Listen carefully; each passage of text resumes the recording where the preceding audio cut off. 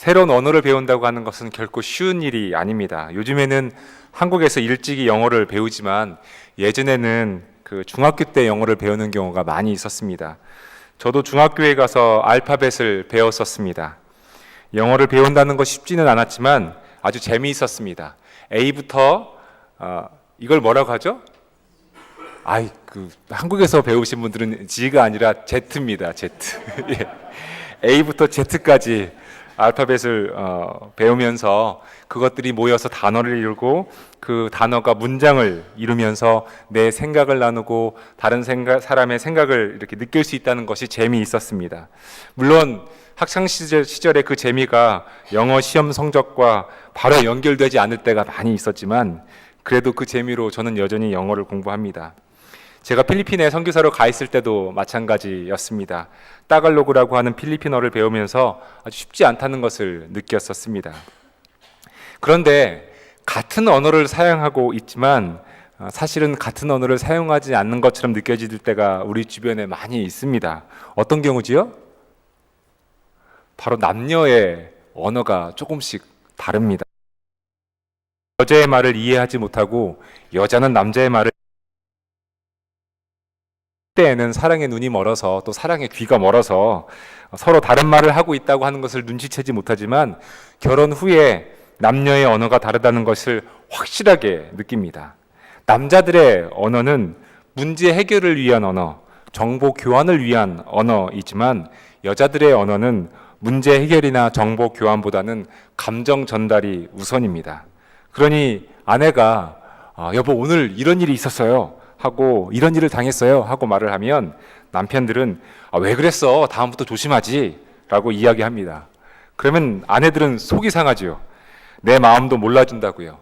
그러면 남편들은 아내들을 이해하지 못합니다. 아내를 위해서 문제 해결의 방법으로 말을 해준 건데 왜 섭섭해하냐고 말을 합니다. 이것은 언어가 다르기 때문입니다. 오늘 아버지 주일이기 때문에 제가 아버지들에게 뭐라고 하는 것이 절대 아닙니다. 오늘 특별히 우리 아내분들, 남편들의 언어가 그렇다라고 하는 것을 인정해주고 이해해주면 조금 더 소통이 잘 될 것 같습니다. 이런 문제들이 일어나는 이유는 소통이, 그 언어가 조금씩 다르기 때문입니다. 언어가 다르니까 소통이 잘 이루어지지 않지요. 결국 어느 한쪽의 언어만 지나치게 강조하게 되면 소통이 아니라 불통이 일어납니다. 어디 남편과 아내뿐이겠습니까? 부모와 자식 간의 언어도 마찬가지입니다. 같은 영어, 같은 한국어를 사용하는 것 같지만 사실은 언어가 다릅니다. 이렇듯 우리는 언어를 항상 배워야 합니다. 내가 배웠던 40년, 50년 전의 언어만을 고집할 수가 없습니다. 항상 내가 언어를 배우고 내가 그 사람을 알고 그 사람이 나를 알 수 있도록 일방적인 언어가 아니라 상호적인 언어를 알고 배워야 합니다. 사실 하나님과 우리와의 관계도 마찬가지입니다. 하나님의 언어를 알고 내가 하나님께서 원하시는 언어를 사용할 수 있는 것, 이것이 신앙생활이고 내가 하나님과 대화하는 방법입니다. 오늘 말씀을 통해서 우리가 하나님께 드려야 할 그 언어에 대한 말씀을 좀 나누어 보도록 하겠습니다. 오늘 읽은 로마서 8장 38절과 39절의 말씀은 그 무엇으로도 변할 수 없는 하나님의 사랑에 대한 확신이며 아주 확증입니다. 사도 바울은 이렇게 시작을 합니다. 나는 확신합니다. 나는 확신합니다. 바로 하나님의 사랑에 대한 확신인데요. 이 사랑에 대한 비교는 이렇게 나눠질 수가 있습니다. 왼쪽을 보시면요. 죽음, 삶, 천사들, 권세자들, 현재일, 장래일, 높음, 능력, 기쁨, 그 밖에 모든 피조물들이 왼쪽에 있고요. 그것 대 예수 그리스도 안에 있는 하나님의 사랑, 이 두 가지를 비교해 놓고 이 비교에 대해서 사도 바울이 확신하고 있는 것은 그 어떤 것도 그 어떤 피조물도 우리를 향한 예수 그리스도 안에 있는 하나님의 사랑을 끊을 수 있는 것, 대적할 수 있는 것은 없다입니다. 그러니 우리는 이 왼쪽에 마음을 두고 사는 사람들이 아니라 오른쪽에 삶의 이유를 두고 사는 사람들이어야 합니다. 내가 죽으면 어떻게 하지? 어떻게 하면 잘 살게 되지? 앞으로 어떤 일에 마음을 쓰는 것이 아니라 지금도 변함없는 하나님의 사랑에 내 마음을 맡기고 살아야 한다고 하는 말씀입니다. 우리는 이러한 하나님의 사랑을 무조건적인 사랑이라고 부릅니다. 조건이 없다라고 이야기합니다. 여러분, 우리가 교회에서 그냥 무조건적인 사랑하니까 그냥 우리가 귀에 많이 익어 있지 않습니까? 그렇지만 이 사랑이 정말 무조건적인 사랑이라고 하는 겁니다. 아무 조건이 없다라고 하는 것이지요. 하나님의 그 무조건적인 사랑을 이해하기 위해서는 우선 몇 가지 부분들을 좀 인정하고 넘어가야 할 부분이 있습니다.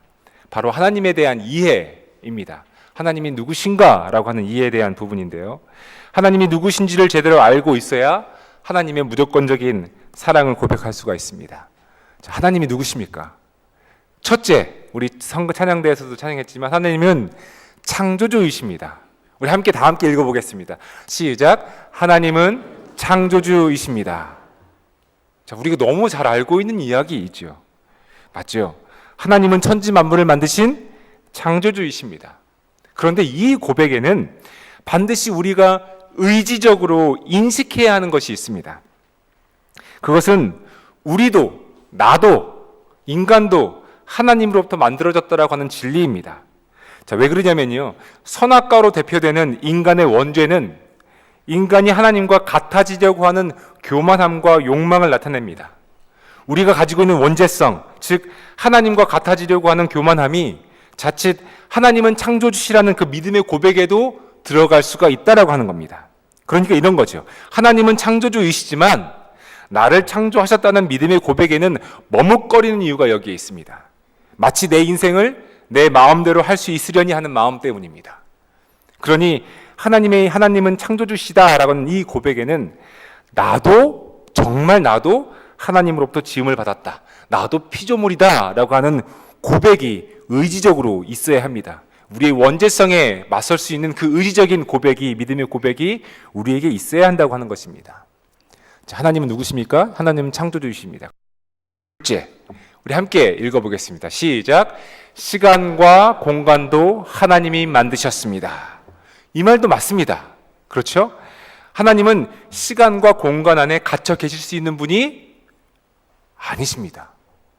하나님께서 시간과 공간을 창조하셨기 때문에 이 아브라함의 하나님, 이삭의 하나님, 야곱의 하나님이 지금 우리의 하나님이 되실 수가 있는 것이죠.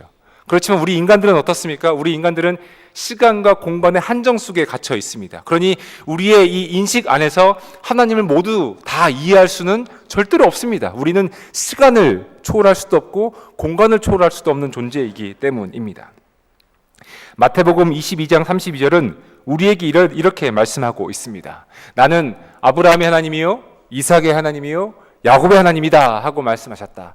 하나님은 죽은 사람의 하나님이 아니라 살아있는 사람의 하나님이시다. 자, 이 말씀을 잘 보십시오. 이 말은 이미 우리에게는 죽은 사람인 아브라함과 이삭과 야곱이 사실은 하나님 안에서 살아있는 사람들이라고 하는 뜻입니다. 왜냐하면 하나님은 우리가 아는 시간과 공간을 초월하고 계시기 때문입니다. 현재 이곳에도 계시고 세계 곳곳 주님을 예배하는 처소마다 하나님께서 계시다고 하는 믿음은 바로 하나님의 시간과 공간의 초월성을 인정하는 것입니다. 그렇죠? 자, 첫째와 둘째를 정리하자면 이렇습니다. 하나님은 창조주이십니다. 그리고 하나님은 시간과 공간을 창조하셨습니다.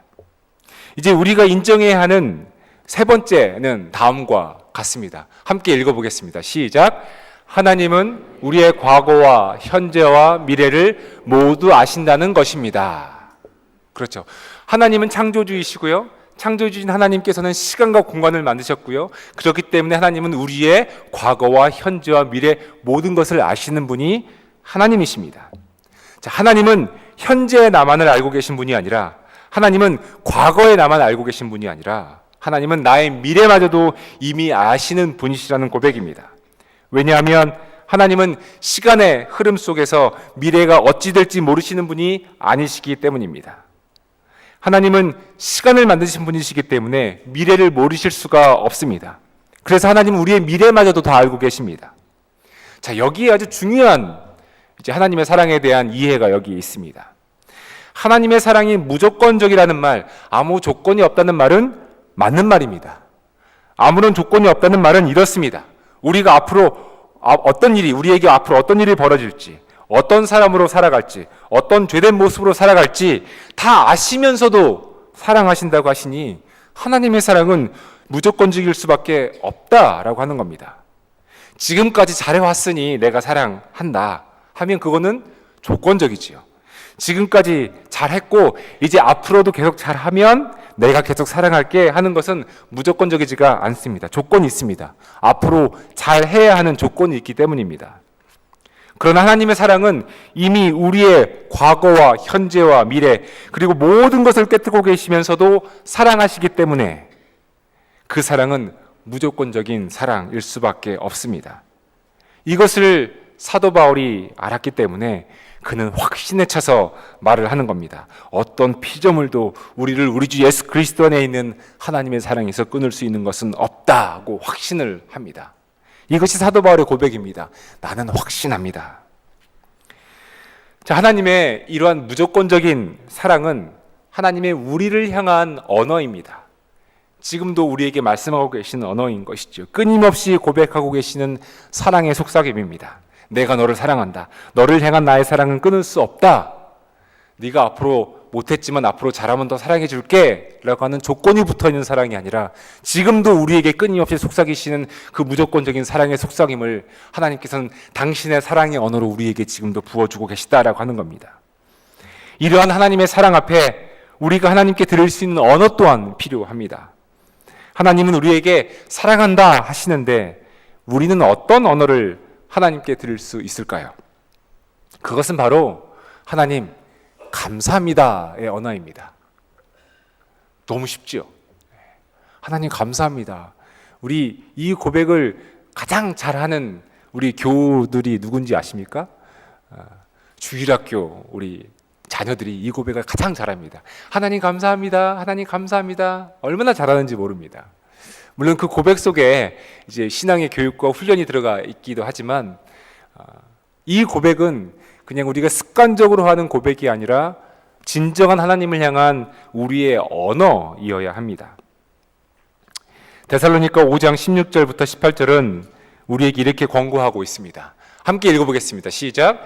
항상 기뻐하십시오. 끊임없이 기도하십시오. 모든 일에 감사하십시오. 이것이 그리스도 예수 안에서 여러분에게 바라시는 하나님의 뜻입니다. 자, 이 말씀은 무슨 뜻일까요? 우리가 어떻게 항상 기뻐할 수 있겠습니까? 끊임없이 기도한다고 하는 말은 무슨 말인가요? 모든 일에 어떻게 감사합니까? 아니, 지금 병치레를 하고 있고 재정적인 어려움을 지금 당하고 있고 자녀들과의 관계가 소원해져서 지금 아주 힘든 상황에 있는데 어떻게 감사할 수 있지요? 여러분, 이 말씀을 한마디로 바꾸자면 이렇습니다. 여러분은 항상 하나님을 인정하십시오 라고 하는 말씀입니다. 내 상황에 관계없이 내 형편에 매이지 않고 항상 하나님을 인정하라고 하는 말씀입니다. 하나님을 인정하는 것이 우리에게 바라시는 하나님의 뜻이라고 성경은 우리에게 말씀하고 있습니다. 하나님의 뜻이 무엇인지를 알기 원하시는 분들이 많이 계시지요. 특별히 선택의 순간에 이리로 갈까요? 저리로 갈까요? 어떻게 해야 할까요? 하는 그 선택의 순간에 하나님을 뜻을 구하시는 분들이 많이 계시는 줄 압니다. 하나님의 뜻은 아주 명확합니다. 항상 기뻐하고 쉬지 말고 기도하고 항상 모든 일에 감사하는, 즉 하나님을 인정하는 것이 우리를 향한 하나님의 뜻입니다. 나를 인정해라, 나를 인정해라 하는 말씀이죠. 로마서 12장의 말씀도 이 말씀을 하고 있습니다. 로마서 12장 12절에 이렇게 되어 있는데요. 여러분은 이 시대의 풍조를 본받지 말고 마음을 새롭게 함으로 변화를 받아서 하나님의 선하시고 기뻐하시고 완전하신 뜻이 무엇인지 분별하도록 하십시오. 여러분, 이 시대의 풍조가 무엇입니까? 감사하기보다는 감사를 받고 인정하기보다는 인정을 받고 을이 아니라 갑이 되려고 하는 것이 이 시대의 풍조 아닙니까? 그러나 하나님의 뜻은 이 시대의 이러한 풍조가 아니라 온전히 하나님을 인정하고 하나님을 감사하라고 하는 것입니다. 이것이 우리를 향한 하나님의 뜻이라고 하는 것이지요. 하나님께서 우리에게 원하시는 것은 하나님을 인정하는 것입니다. 내가 하나님을 인정하는지 아니면 여전히 내 안에 내가 하나님을 인정하기보다는 나를 더 인정하는지 알 수 있는 방법은 내가 하나님께 감사를 하고 있는가 아닌가를 보면 됩니다. 저는 하나님께 감사하는 것이 하나님을 향한 우리의 언어가 되어야 된다고 말씀드렸습니다. 그렇습니다. 감사는 하나님을 향한 우리의 언어가 되어야 합니다. 우리를 향한 하나님의 언어가 사랑이라면 하나님을 향한 우리의 언어는 감사이어야 하는 것입니다. 그런데 이 감사에는 조건이 있어서는 안 됩니다. 하나님의 사랑의 언어가 조건이 없는 무조건적인 사랑이었던 것처럼 이 감사에도 조건이 있어서는 안 됩니다. 조건이 없는 감사. 그런데 이것은 여러분 쉽지가 않습니다. 신앙생활을 오래 하셨어도 쉽게 되는 것이 아닙니다. 어디 한번 우리의 감사의 내용을 한번 살펴보겠습니다. 우리는 언제 감사하나요? 언제 감사하죠? 언제 우리가 감사를 제일 많이 느낍니까? 여러분 속으로 다 대답하고 계시죠? 내 뜻대로 일이 다 잘 될 때. 그렇지 않습니까? 우리가 하는 감사는 굉장히 조건적입니다. 과거나 현재 되어진 일에 대한 조건으로 우리가 감사를 하든지 아니면 원망을 하든지 합니다. 과거에 이런 일들이 있었어. 생각해보니까 참 감사할 일이야. 과거에 되어진 일들이 감사의 조건이지요. 현재 내가 기도 응답이 되었어. 이 기도의 응답이 된 것이 조건이 되어서 감사를 하지요. 그렇죠. 바라던 학교에 가게 되어서 감사, 바라던 직장에 취직하여서 감사, 아이들이 결혼을 하게 되어서 감사, 손주들이 태어나게 되어서 감사 등등 우리가 하는 감사는 그 감사 앞에 조건이 붙어 있습니다. 그래서 우리가 하는 감사는 사실 조건적인 감사입니다. 조건이 충족될 때 감사하는 것이지 조건이 충족되지 않으면 감사하지 못하는 것이 우리의 형편입니다. 그러나 하나님께서 우리에게 원하시는 감사는 하나님을 향한 무조건적인 감사입니다. 하나님께서 우리를 무조건적으로 사랑하시듯이 우리는 하나님께 무조건적인 감사를 드려야 한다고 하는 것이지요. 무조건적인 사랑에 대해서 설명을 드렸듯이 우리의 미래와 상관없이 하나님의 사랑이 무조건적으로 변함없이 우리에게 온다고 말씀드리지 않았습니까? 무조건적인 감사도 사실 마찬가지입니다. 우리는 앞으로 어떤 일이 일어날지 어떤 일이 벌어질지 아무도 알 수 없습니다. 당장 내일 일도 모르는 것이 우리의 현실입니다. 그러나 우리가 하나님께 무조건적인 감사를 드린다고 하는 것은 과거나 현재에 매여 있는 조건적인 감사가 아니라 미래마저도 주님께 맡겨드린다고 하는 믿음의 고백, 그 말씀입니다. 하나님께 무조건적인 감사를 드릴 수 있는 것은 우리가 우리의 미래마저도 하나님께 맡길 때 가능합니다. 한마디로 하자면 하나님을 향한 우리의 무조건적인 감사는 하나님을 인정하는 것입니다. 하나님을 인정하는 것. 우리의 삶과 죽음, 우리의 과거와 현재와 미래, 이 모든 것을 주관하시고 아시는 하나님을 인정하는 것 말입니다. 그분이 과거에 하신 일과 지금 하고 계신 일뿐만 아니라 앞으로도 하실 일에 대해서 인정할 때 우리는 하나님께 감사드릴 수 있습니다. 그러니 하나님을 향한 무조건적인 감사는 우리의 믿음의 고백이고 신앙의 고백이고 하나님을 향한 우리의 언어이어야 하는 것입니다. 우리의 미래마저도 하나님께 맡겨드릴 때, 이 미래가 어찌 될지 나는 모르지만 하나님을 인정할 때, 이 미래의 결과에 상관없이 내가 하나님께 드릴 수 있는 감사, 그 감사는 무조건적인 것입니다. 조건이 붙어있지 않은 감사인 것입니다. 그러니 이미 앞서 감사 드리는 것이지요. 사랑하는 교회 여러분, 우리에게 믿음이 있는지, 우리의 신앙이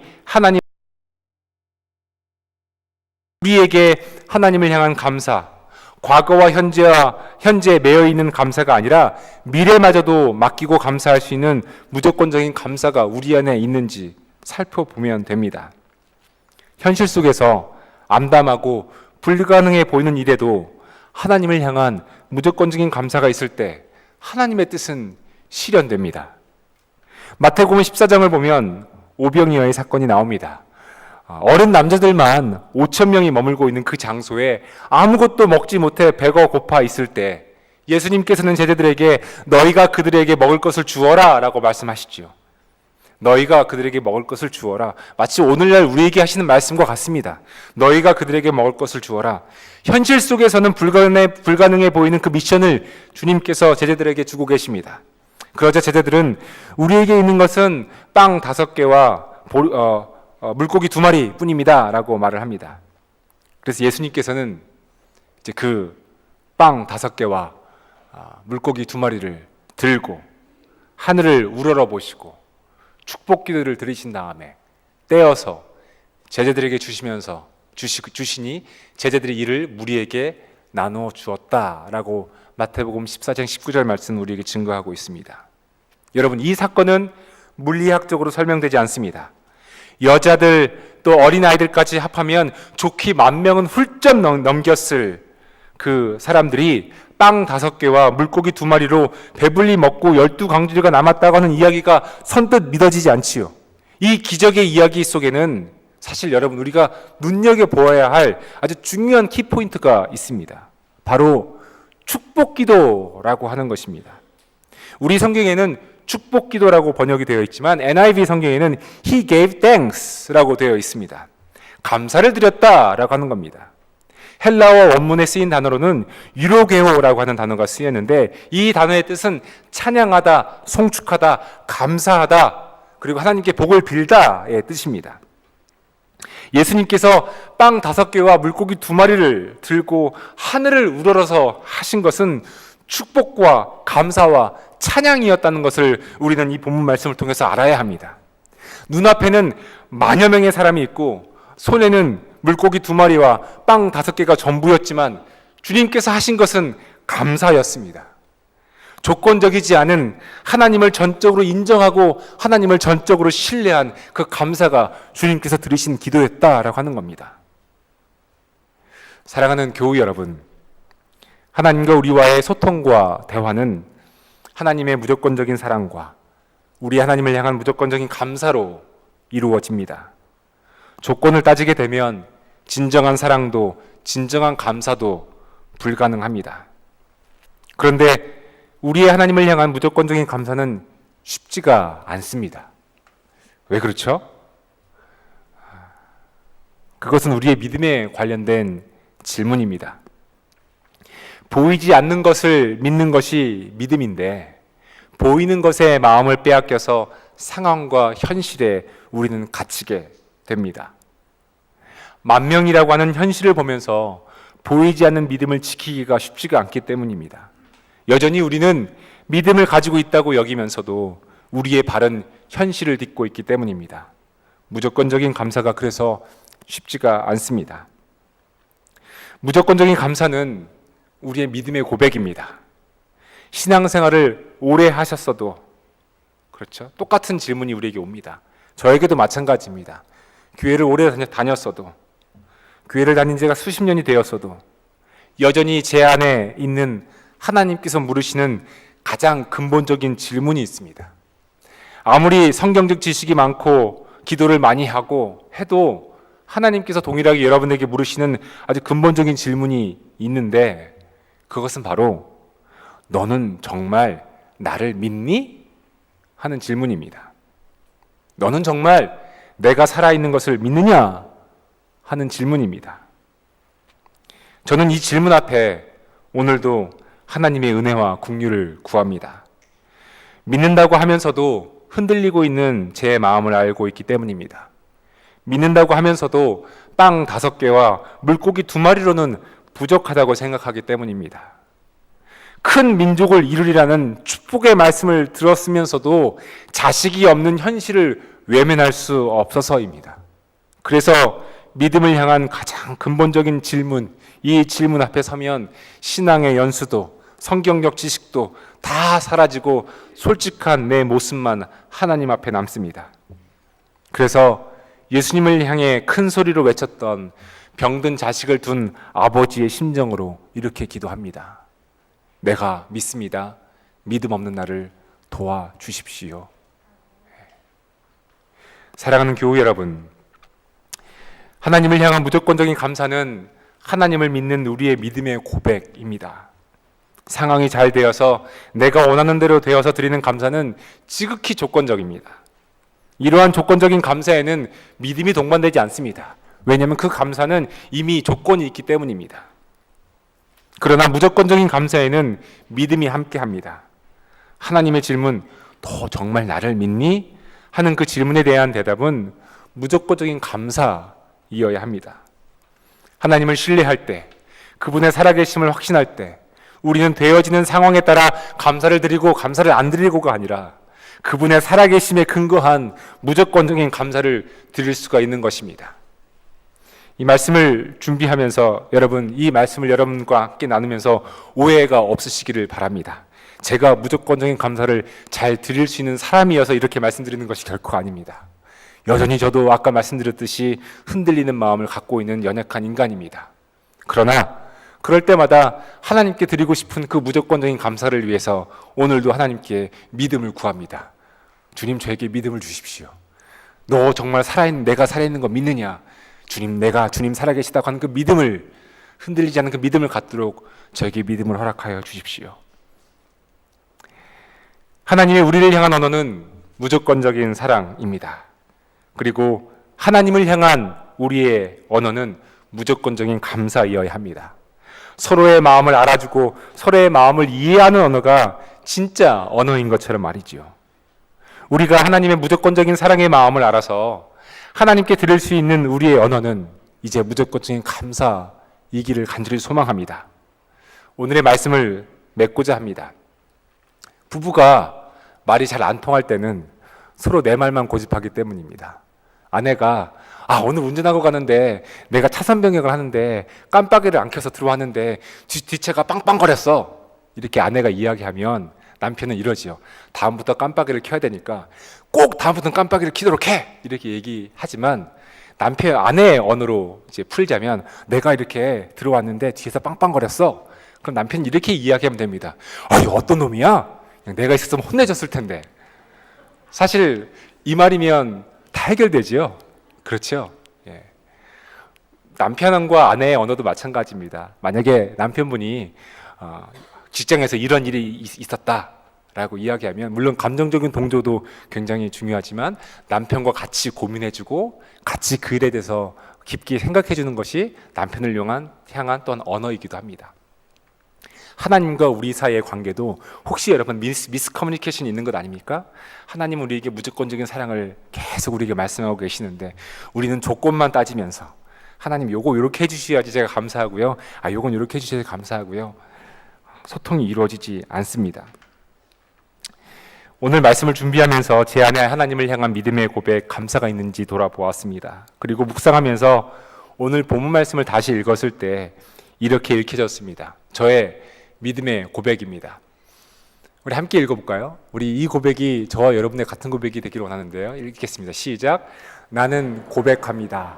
죽음도 삶도 상황도 현실도 아픔도 미래일도 어떤 억압도 어떤 유혹도 그 밖에 그 어떤 것이라도 예수 그리스도를 통해 증거된 하나님의 사랑에 대한 나의 감사의 고백을 끊을 수 없습니다. 이 믿음의 고백이 저와 여러분의 믿음의 고백이 되기를 소망합니다. 그래서 오병이어와 같은 그 감사의 기적이 흘러넘치는 저와 여러분이 되기를 소망하며 그러한 기적 가운데 사는 우리 모두가 되기를 주님의 이름으로 축복해 드립니다. 함께 기도하겠습니다. 이 시간 말씀을 기억하면서 우리 안에 무조건의 감사의 고백이 있기를 소망하면서 이 시간 결단하며 함께 기도하겠습니다. 기도합니다. 하나님 주신 말씀을 붙잡습니다. 하나님 주님께서 지금도 우리에게 주시는 무조건적인 사랑의 언어를 하나님 감사하며 고백합니다. 하나님 그렇지만 주님께서 주시는 그 무조건적인 사랑의 고백과 더불어서 우리가 하나님께 올려드릴 수 있는 감사의 언어, 정말 무조건적인 감사의 언어를 우리가 들려드리곤 합니다.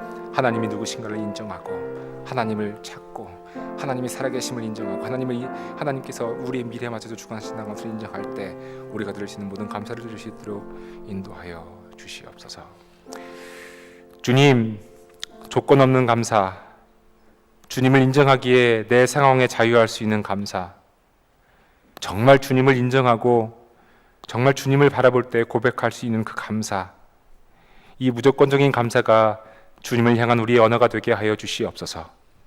원망의 마음도 답답함의 마음도 주님의 무조건적인 사랑 앞에 내려놓게 하시고 하늘을 우러러 가슴으로 드리는 믿음의 고백, 감사가 넘치게 하여 주시옵소서. 예수님의 이름으로 기도드립니다. 아멘.